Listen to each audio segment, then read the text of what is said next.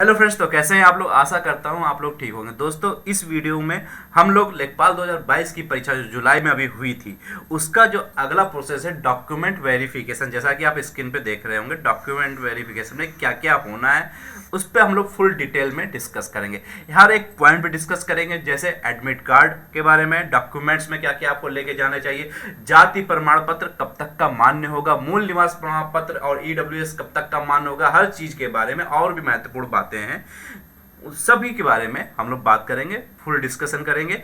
Video पूरा देखिएगा, आपके लिए लाभदायक होगा। ठीक है, तो दोस्तों जैसा कि आपको पता है लेखपाल 2022 की जो अभी परीक्षा हुई थी, ये कब हुई थी? ये 30 अभी जुलाई को हुई थी। ठीक ना, 30 जुलाई को ये परीक्षा हुई थी। अब इसका अगला जो स्टेप है वो डॉक्यूमेंट वेरिफिकेशन का है। जैसा कि आपको पता है कि अब पेट वाला प्रोसेस चल रहा है और इंटरव्यू तो होना नहीं है, अब होना है डॉक्यूमेंट वेरिफिकेशन, डीवी। अब डीवी में क्या क्या चीज चाहिए? पहली बात, डीवी करवाएगा कौन? स्टार्टिंग से हम लोग बात करेंगे, लास्ट तक पूरी बात करेंगे। ठीक है, तो पहली बात तो डॉक्यूमेंट वेरिफिकेशन भी यूपी ट्रिपल एस सी ही जो बोर्ड है यही करवाएगा। कहाँ पे होगा? सभी का एक ही जगह पे होगा। ठीक है ना, एक ही सेंटर होगा। पिकअप भवन जो लखनऊ में बना हुआ है वहीं पे होगा। पिकअप भवन जानते हैं आप कि ये जो पिकअप भवन है वहीं पे इसका मुख्यालय है UP triple S C board का। ठीक ना, पिकअप भवन में ही वहीं पे आपका डॉक्यूमेंट वेरिफिकेशन होगा। ठीक, तो ये रहा डॉक्यूमेंट वेरिफिकेशन सेंटर, यहीं पे होगा क्योंकि हर बार यहीं पे होता है, सारे वेरिफिकेशन यहीं पे होते हैं। और जिसमें अगर किसी को इंटरव्यू भी जैसे जिसमें लेना होता है बोर्ड को, तो वो भी यहीं पिकअप भवन पे ही होता है। ठीक है, चलिए, पॉलिटेक्निक चौराहे के नज़दीक में ही है, वहाँ से मुश्किल से 200 मीटर की दूरी पर पिकअप भवन। ठीक है, अब बात आती है एडमिट कार्ड की। डॉक्यूमेंट वेरिफिकेशन का एडमिट कार्ड आएगा या नहीं आएगा? बहुत सारे बच्चे कंफ्यूज हैं। आएगा दोस्तों, कंफर्म आएगा। डॉक्यूमेंट वेरिफिकेशन का एडमिट कार्ड आएगा। ठीक है, आएगा। इसमें क्या क्या होगा? इस एक तो एडमिट कार्ड होगा आपका। ठीक है, और फिर एक कुछ प्रपत्र होंगे। क्या होंगे? प्रपत्र। कुछ पन्ने होंगे, 6-7 पन्नों के एक प्रपत्र होता है। ठीक है ना, उसमें आपको अपना डिटेल भरना होता है और जो डिटेल आप भरेंगे उसी के हिसाब से आपको सारे डॉक्यूमेंट्स लेके जाने होते हैं। जैसे अगर आपने डिटेल में भरा, जैसे कि लेखपाल की परीक्षा में इंटरमीडिएट मांगा गया था, तो आप इंटरमीडिएट भरेंगे तो आपको इंटरमीडिएट का तो सर्टिफिकेट लेके जाना है। अगर आपने ग्रेजुएट भरा तो आपको ग्रेजुएट का सर्टिफिकेट वहाँ पे लेके जाना होगा। ठीक है ना, तो जो डिटेल आप उस 6-7 पन्ने का जो प्रपत्र होगा उसमें भरेंगे, वही सारी चीज़ें आपको लेके जानी होगी, इसलिए उसको ध्यानपूर्वक भरिएगा। ठीक, तो ये एडमिट कार्ड आपका आएगा। एडमिट कार्ड के साथ आपको प्रपत्र भी आएगा 6-7 पन्ने का, उसको आपको भरना है और फिर आप जब आपका डेट लगेगा तो आपको उस डेट को वहाँ पहुँचना है। अब डॉक्यूमेंट्स क्या क्या लेके जाना है, सबसे इंपॉर्टेंटली डॉक्यूमेंट्स क्या क्या लेके जाने हैं, इस पॉइंट पे हम लोग डिस्कस करेंगे। तो इसमें हम लोग को पहली बात तो ध्यान रखिए, हाई स्कूल का और इंटरमीडिएट का। ठीक है, ये चूंकि लेखपाल में इंटरमीडिएट मांगा गया था, तो हाई स्कूल और इंटरमीडिएट की मार्कशीट आपकी होनी चाहिए। ठीक है, मार्कशीट होनी चाहिए। हाई स्कूल के मार्कशीट से क्यों? क्योंकि इससे ही आपकी एज ऑफ प्रूफ जो है वो हाई स्कूल के मार्कशीट से आपको आ जाता है। हाई स्कूल की मार्कशीट पे जो आपकी एज लिखी जाती है, जो डेट ऑफ बर्थ लिखी जाती है, वही आपका हमेशा मांगा जाता है। ठीक ना, और इंटरमीडिएट चूंकि मांगा गया था मिनिमम क्वालिफिकेशन, तो ये आपका सर्टिफिकेट आपका होना चाहिए। ठीक है ना, दोनों मार्कशीट आप लेके जाएंगे। फिर उसके बाद अगर आपने ग्रेजुएट, आप बहुत सारे बच्चे पूछ रहे हैं कि इंटरमीडिएट मांगा था, ग्रेजुएशन की सर्टिफिकेट लेके जाना ही नहीं जाना है। अगर आप ग्रेजुएट हो चुके हो तो आप ग्रेजुएशन की भी सर्टिफिकेट लेके जाइएगा और जो प्रपत्र आएगा उसमें आप भर दीजिएगा। पोस्ट ग्रेजुएशन हो तो पोस्ट ग्रेजुएशन लिख दीजिएगा। इसका फायदा ये रहता है कि आगे जब जैसे जॉब पा जाएंगे, उसका आगे चल के जब प्रोन्नति होती है या कुछ भी चीज़ें होती है, उसमें इन सब चीज़ों को वैल्यू दिया जाता है। ठीक है ना, तो आपको ये ध्यान रखना है। वैसे इसकी कोई इंपॉर्टेंस नहीं है, आप ग्रेजुएशन नहीं भी भरेंगे और सर्टिफिकेट नहीं लगाएंगे तो भी कोई मतलब नहीं, लेकिन इन दोनों को अनिवार्य हाई स्कूल और इंटरमीडिएट का एडमिट कार्ड, मतलब सॉरी, हाई स्कूल और इंटर का सर्टिफिकेट आपको लेके जाना ही जाना है। ठीक है, तो ये हो गया। और उसके बाद अगर अन्य आपके पास डिग्रियां हैं, जैसे ग्रेजुएशन हुआ, पोस्ट ग्रेजुएशन हुआ, तो उसको भी आप साथ में लेके जा सकते हैं। और क्या लेके जाना है? अगर आपने जब फॉर्म भरा होगा तो उसमें एनसीसी का सी सर्टिफिकेट या बी सर्टिफिकेट को कुछ वरीयता मिलती है। ठीक है, तो वो अगर आपने भरा है तो आप एनसीसी सर्टिफिकेट अगर आपके पास है तो आप उसको लेके जरूर जाएंगे। एक बात ध्यान रखिएगा, मैं बता दे रहा हूँ कि जितने भी आप सर्टिफिकेट लेके जाएंगे उसकी एक फोटो कॉपी लेके जरूर जाइएगा। ठीक है, एक पूरी फोटो कॉपी, एक पूरा सेट बना लीजिएगा क्रमवार, उसको जरूर साथ में रख लीजिएगा। तो हाई स्कूल और इंटरमीडिएट का जो मार्कशीट है, सर्टिफिकेट है, ये आपको लेके जाना अनिवार्य है। ठीक, उसके बाद देखिए जाति प्रमाण पत्र, बहुत सारे बच्चे कंफ्यूज है कि जाति प्रमाण पत्र जो है, जो ओबीसी एससी एसटी के जो बच्चे हैं वो कब तक का मान्य होगा, वो कंफ्यूज हैं। तो इसका दोस्तों देखिए जाति प्रमाण पत्र जो है, आपको ध्यान होगा जब ये फॉर्म आया था ई लेखपाल का, तो ये आपका फॉर्म जो आया था ये लगभग नोटिफिकेशन आई थी 28 जनवरी में आई थी 2022 को, ठीक है। ये इंपॉर्टेंट डेट है, इसी से निर्धारित होगा को आपको कब तक के डेट का मूल निवास प्रमाण पत्र हो गया, जाति प्रमाण पत्र ये कब तक का लेना, ठीक है ना।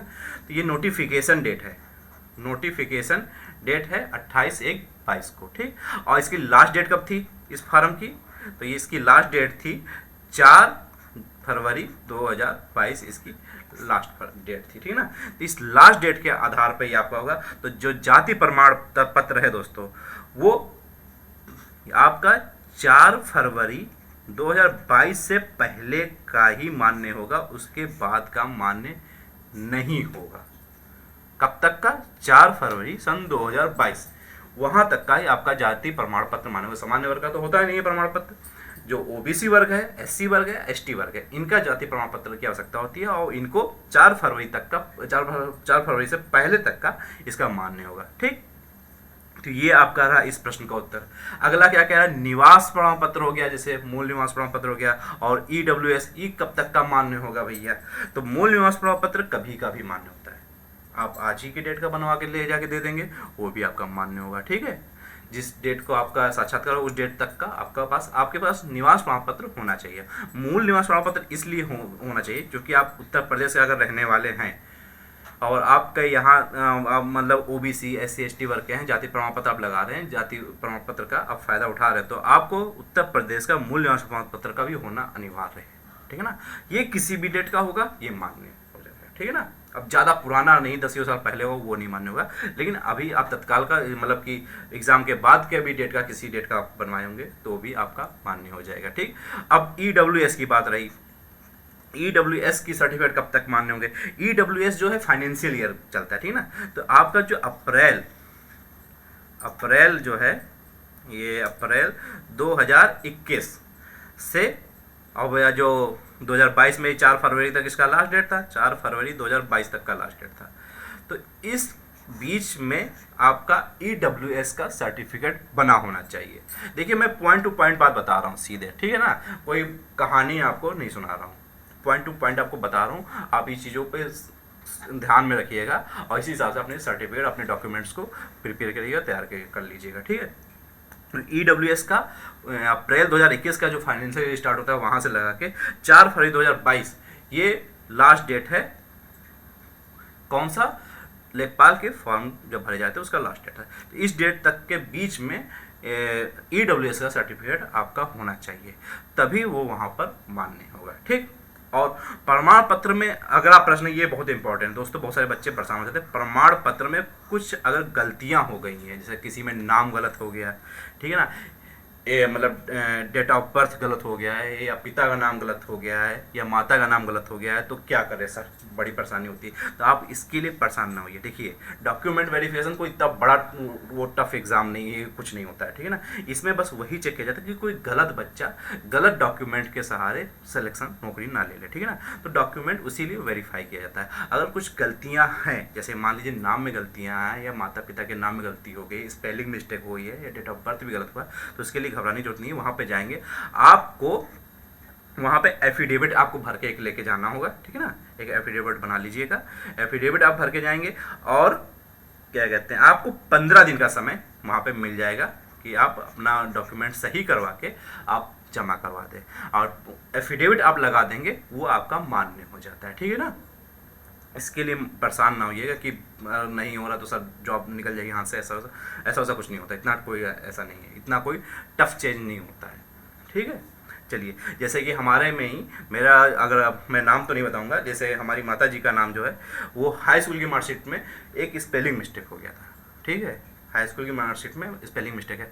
तो हालांकि मुझे उस समय मैं सोचा कि सही करवाने में टाइम वेस्ट करने से, इतना दौड़ भाग करने से अच्छा है कि इसी नाम को, इसी स्पेलिंग मिस्टेक जो हुआ है वो ए की जगह पे आई हो गया, सॉरी आई की जगह पे ए हो गया था, तो उसको मैं आगे कैरी ऑन करता हूँ। तो मैंने इंटरमीडिएट में वही भरा, फिर ग्रेजुएशन में जहाँ भी आगे मैं पढ़ता रहा और आगे चल के जो जॉब कर रहा हूँ हर जगह मैंने वही नाम पे डालना शुरू किया। हिंदी में मैं नाम सही लिखता हूँ और इंग्लिश में जो स्पेलिंग मिस्टेक हुई थी मैं वही लिखता हूँ, जिससे आगे चल के कोई परेशानी नहीं हुई। नहीं तो चेंज करवाने के लिए हाई स्कूल में चेंज कराओ, इंटरमीडिएट में चेंज कराओ, और भी कई सारे सर्टिफिकेट्स लिए हैं जहाँ पे माता का नाम लिखा होगा उसमें भी चेंज करवाना पड़ेगा, तो काफ़ी प्रॉब्लम हो जाती है। इसलिए मैंने चेंज करवाना उचित नहीं समझा, मैंने उसी को कैरी ऑन किया। ठीक है ना, अगर आप चेंज करवा सकते हैं तो चेंज करवा लीजिएगा। आपको वहाँ पे 15 दिन का समय मिलेगा और आपको एफिडेविट आप भर के दे दीजिएगा, इससे आपको समय मिल जाएगा, आपको परेशान होने की जरूरत नहीं है। अन्य महत्वपूर्ण कुछ बातें हैं, ठीक है ना, वो आप ध्यान देना है।